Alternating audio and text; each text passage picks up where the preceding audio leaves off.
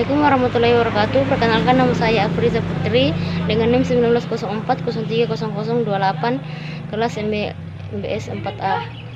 Jadi di sini saya akan membuat video penjelasan mulai dari materi pertama, mata kuliah manajemen strategi. Jadi yang pertama yaitu mengenai materi kelompok 1 yaitu Air Asia. Nah, jadi Air Asia itu merupakan kekuatan dari strategi komunikasi. Krisis Air Asia terletak pada penggunaan gestur yang sederhana dan karenanya selalu tampak genuine atau tulus bersungguh-sungguh. Paling tidak ada 3 hal yang dapat dirangkum dari berbagai pertemuan penelitian. Yang pertama yaitu empati yang ditujukan oleh Air Asia musibah yang dialami oleh korban dan keluarganya. Diwujudkan melalui respon yang tepat, menunjukkan bahwa Air Asia telah melakukan langkah-langkah yang diperlukan untuk mengatasi musibah tersebut. Untuk itu Air Asia menyediakan diri mereka sebagai sumber informasi utama khususnya bagi keluarga korban. Hal ini yang menarik dari Air Asia adalah keputusan dari Tony Fernandes hadir langsung di tengah-tengah keluarga korban. Jarang-jarang pemimpin hadir langsung menangani masalah terkait pelanggan. Biasanya kehadiran mereka cukup diawali oleh bagian PR atau salah satu direksi. Langkah Fernandes ini patut diacungi jempol. Satu hal lain yang patut diapresiasi Air Asia tidak lupa mengucapkan permintaan maafnya. Permintaan maaf menjadi penanda bahwa sebuah merek atau brand bisa salah, karenanya mereka harus memperbaiki diri. Saat terjadinya krisis, para pengambil kebijakan dan pemangku kepentingan akan bertindak sesuai dengan gambaran mereka masing-masing mengenai krisis yang sedang dihadapi. Hal ini yang seringkali menyebabkan komunikasi krisis tidak berjalan dengan benar. SEMA pada 2008 menegaskan bahwa komunikasi krisis harus dibangun dengan dasar untuk menjawab keingintahuan publik, bukan untuk mengemukakan hal-hal yang ingin disampaikan oleh pihak yang berwenang, pimpinan para pengambil kebijakan dan lainnya. Kebutuhan informasi pada saat krisis sangat besar dan publik seringkali lari ke media untuk menjawab kebutuhan atas informasi tersebut. Oleh karena itu, gambaran publik mengenai krisis sangat dipengaruhi oleh media. Ini mengapa komunikasi dengan media juga harus tetap dilakukan sejak awal. Dan informasi yang diberikan harus seakurat dan selengkap mungkin.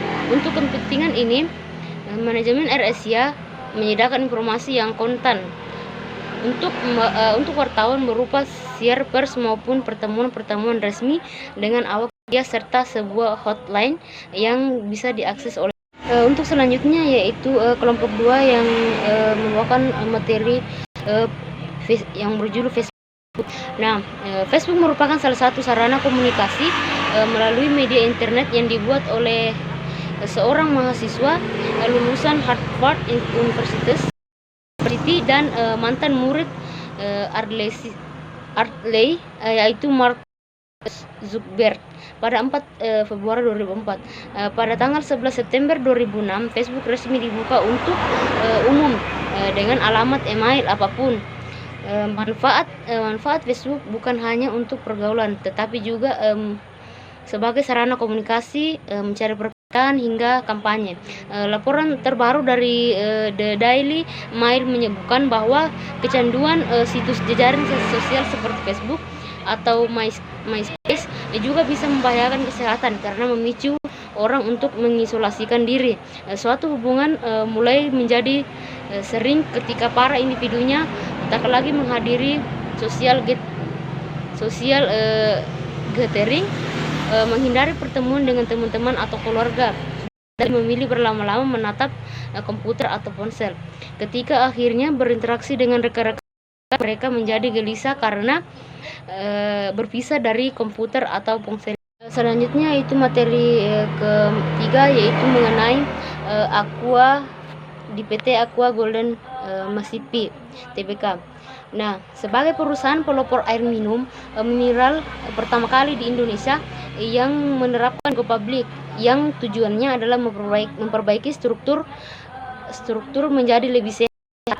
Terus Aqua diadakan secara pengadilan terpusat dari operasi yang desentralisasi. PT Aqua Golden Mississippi adalah anggota Aqua Group, koleksi perusahaan dengan kepenghasilan di mana Tirto yang berkepentingan kelompok memusatkan pada produksi dan distribusi air dalam botol.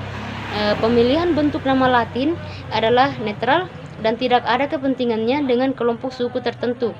Sebab bonus aqua adalah kata yang mudah untuk diucapkan untuk pembicara setiap bahasa. Pemasaran menyediakan keunggulan bersaing yang utama di antara pembuat air dalam botol, penyaluran yang efisien dan pengiklanan untuk memproduksi satu kesetiaan pada merek adalah kunci sukses. Itu tentang Apple Inc. Jadi Apple Inc. pertama kali dibuat pada tanggal 1 April 1976 oleh Steve Jobs dan Steve Wozniak, di mana mereka sudah berteman dekat dengan sangat lama. Apple merupakan salah satu perusahaan teknologi yang memiliki nama besar di pasar dunia. Pusat dan kantor Apple Inc. berada di California, yang mana di tempat tersebut mereka mengembangkan dan merancang barang-barang elektronik, perangkat lunak, serta layanan yang lain. Strategi yang dapat dilakukan oleh Apple Inc. dalam bersaing dengan para kompetitornya adalah lebih meningkatkan inovasi fitur produk, khususnya pada fitur kapasitas baterai yang lebih tinggi dan ketahanan baterai yang lebih lama.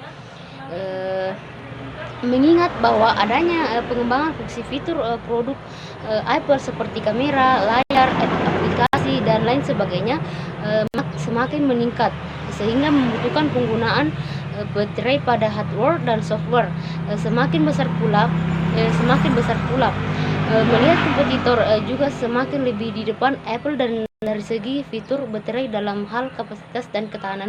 Selanjutnya materi yang kelima yaitu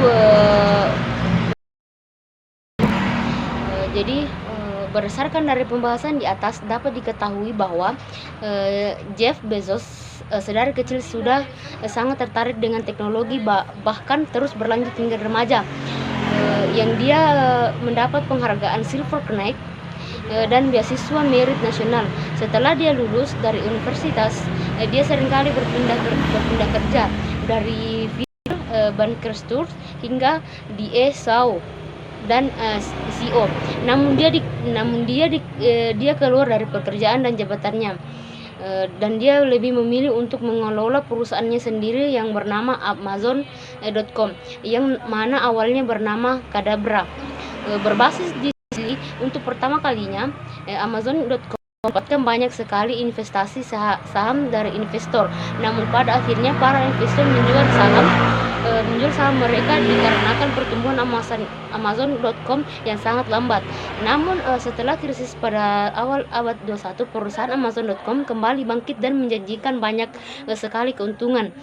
Terus sebagai pemimpin dari Amazon.com, Jeff Bezos adalah seorang pemimpin yang transformasional dan berorientasi pada tugas.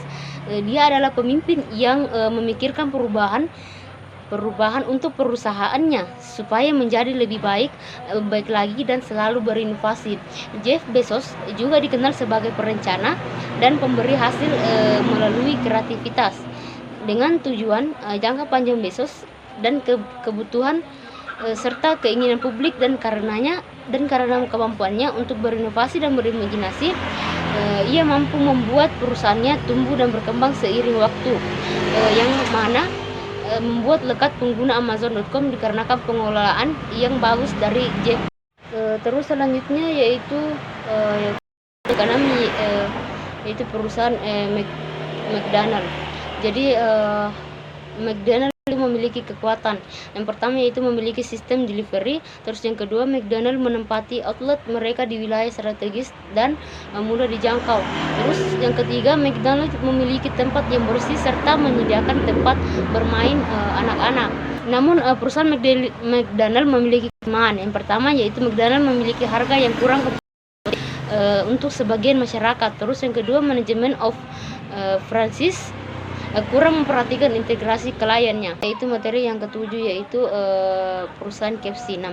Perusahaan waralaba KFC dinilai sudah cukup baik dalam menerapkan manajemen strategi pada perusahaan KFC. Hal ini dapat dilihat dari besarnya skor kekuatan daripada kelemahan perusahaan. Hal tersebut menunjukkan bahwa perusahaan KFC dalam kondisi stabil. Selain itu, manajemen perusahaan KFC dalam menghadapi persaingan bisnis itu cukup baik. Sekian dari saya, wabillahi taufiq walhidayah. Wassalamualaikum warahmatullahi wabarakatuh.